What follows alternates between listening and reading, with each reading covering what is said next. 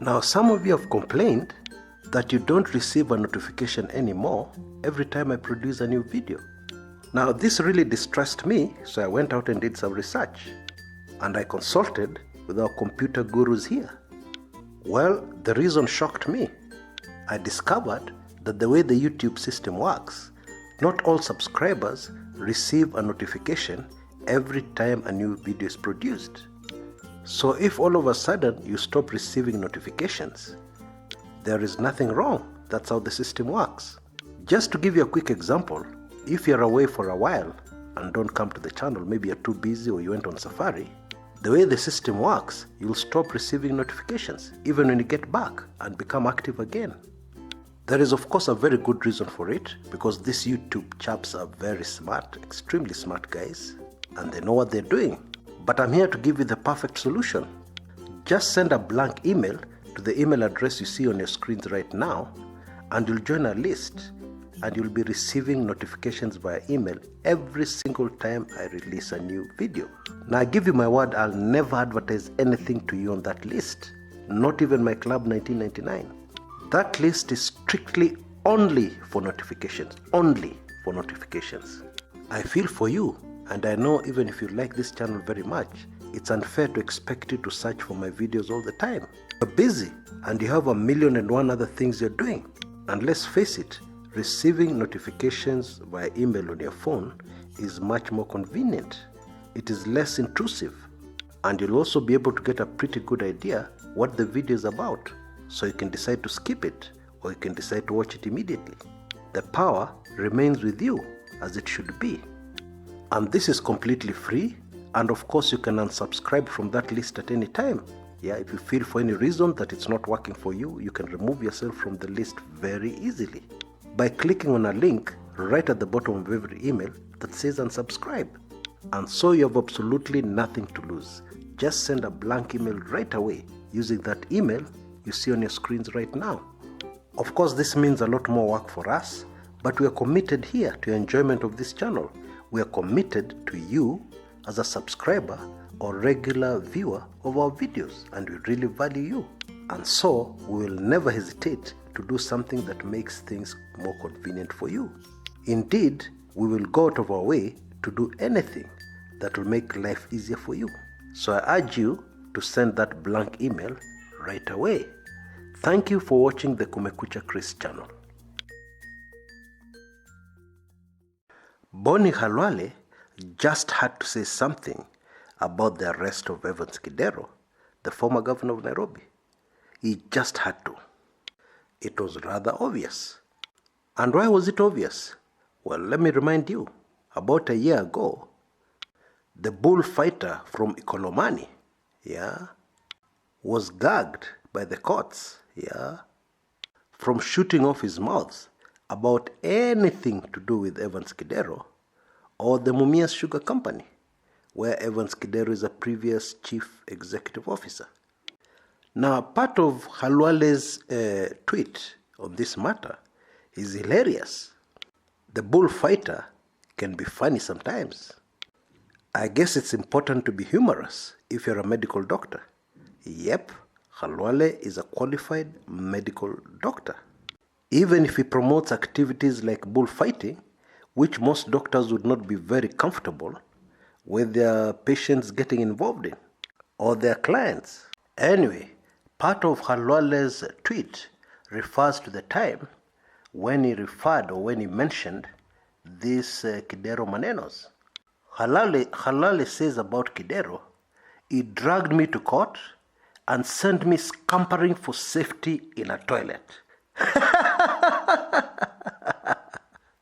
Well, Khalwale seems to have been vindicated, because although Kidero is still innocent until proven guilty, for somebody to be charged in court, for the DPP to say there's enough evidence to charge this person in court, there's definitely something.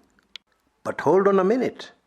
By the time I was making this recording, the former governor of Nairobi had yet to make an appearance in court. The press has been hanging around the courts waiting for him all morning. Well, he may be arraigned in court later today or even tomorrow. So far, there is no cause for alarm or for somebody to start creating conspiracy theories. However, I have some advice for Dr. Boni Halwale, and the advice is in the form of a parable. Now, we all know the size of a mugumo tree, a baobab tree, huge, very strong, very old tree. Now, when you see somebody start to cut down such a huge, strong tree, that is not the time to start your celebrations. The wiser thing to do is to wait until the job has been completed. Let me just leave it at that. Now, one of the charges we are told is going to be preferred against Dr. Evans Kidero is money laundering. Now, this one has puzzled very many Kenyans. Money laundering? Kwani, what kind of business was Kidero involved in? Or rather, what kind of deals are these people alleging that Kidero was involved in to be charged with money laundering? Well, we all know what money laundering is. A very quick, brief description of what it is as follows. It is hiding the source of your income or the source of your cash.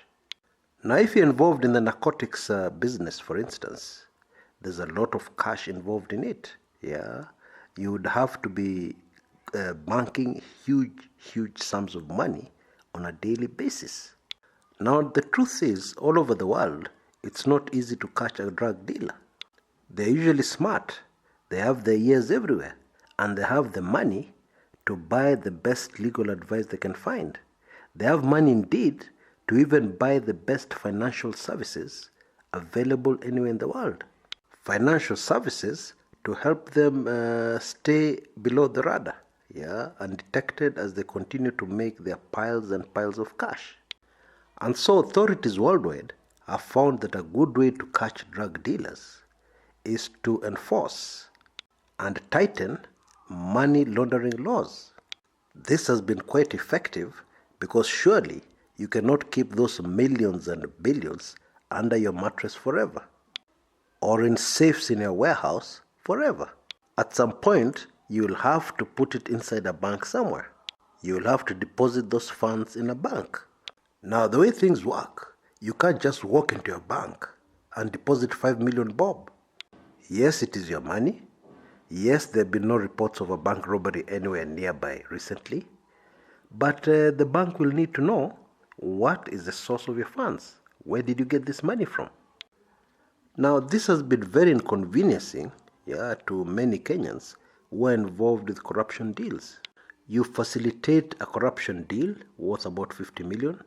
You're a junior officer in some supplies department of a government ministry.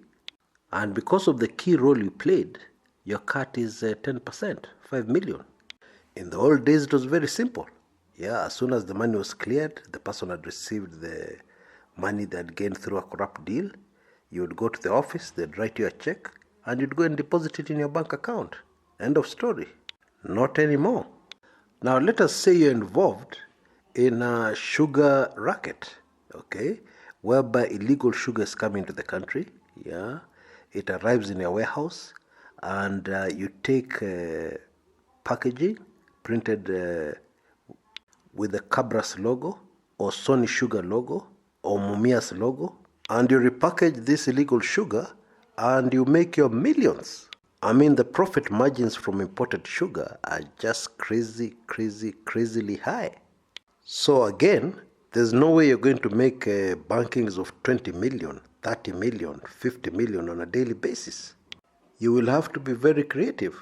If I can just give you an example of an old trick. I don't think it can work anymore. But this is a trick which was tried by some people who are laundering cash in Kenya. In fact, people involved in narcotics, the drug business. You simply make an arrangement with a business that banks huge sums of cash daily, like a supermarket. And you take your cash there, and the supermarket deposits its daily money together with your money. And then you raise an invoice, supplying air to the supermarket. But the invoice will say that you supplied something like shoes or shirts worth so much money. And the supermarket writes you a check so that you get your money back. And so if anybody asks you, you'll simply say, I supply this supermarket with goods. I'm a major importer of electronics. and I'm a big supplier to supermarket X. Yeah, I take the electronics there. So from those general examples, you understand what a charge related to money laundering would be all about. Now, there are a lot of very, very sensitive things, linked to the money laundering charges that we are told are going to be preferred against Dr. Evans Kidero. I have put all that sensitive stuff into my latest Club 1999 recording, which should go up sometime today. And if you're not yet a member of Club 1999, I strongly recommend that you become one immediately. All the details about how you can go about doing this are on your screen right now. All this super sensitive, highly sensitive information will give you a much clearer picture about this Kidero case. So please act. Do something right away. Now, before I go, I would like to say one more thing about this Kidero case.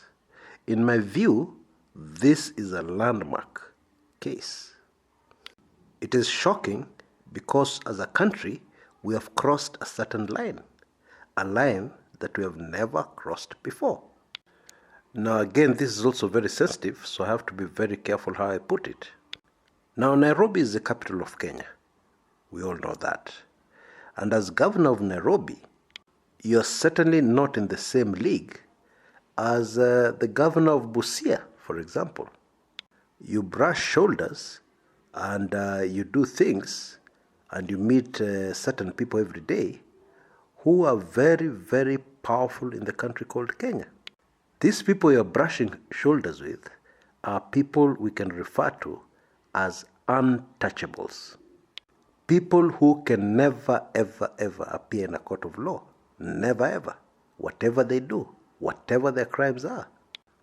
Now, some of the charges that Dr. Evans Kidero could face in a court of law could be very closely connected to these untouchables. So here's the tricky part. How do you prosecute successfully, and at the same time ensure that the names of these untouchables will not be dragged into this case? Now, nobody wants to go to jail. So again, how are you going to prevent this person being accused from spilling the beans, from naming the other untouchables? Or even before you get there, how do you stop this Mugumo tree from blackmailing those who are prosecuting him? And by simply sending a message that if I go down, I'll not go down alone. I will go down with untouchable A, untouchable B, and so on and so forth. So you obviously don't have such problems if you're prosecuting a governor of Busia, for instance, a governor of Kisumu, for instance, a governor of Garissa, for example.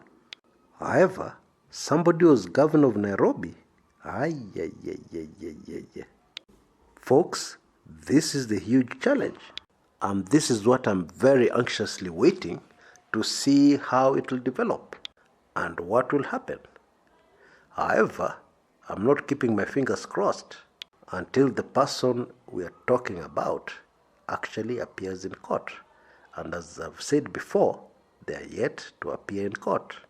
In other words, what I'm saying, in a case of this magnitude, a lot more could happen behind the scenes than in public. I of course spell it out and discuss this in much greater, clearer detail in my latest Club 1999 video. And this is yet another reason why I think you should not miss that video. It is very revealing. And of course, it's very easy to be a member of Club 1999. All you need to do is use the email address you see on your screens right now. Send a blank email, and you'll receive an automated response almost immediately, which will give you full payment details, and instructions exactly what you're supposed to do to instantly get all this material in your inbox. This sensitive recording and many, many other sensitive recordings that have never appeared on this public channel. I leave you with a parable. If you see somebody trying to cut down a Mugumo tree, they have just started. It is way too early to make any conclusions.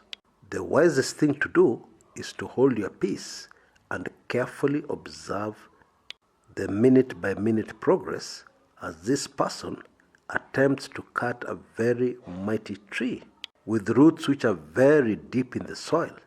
Definitely not an easy tree to bring down. Until next time, this is Kshs, Kumekucha.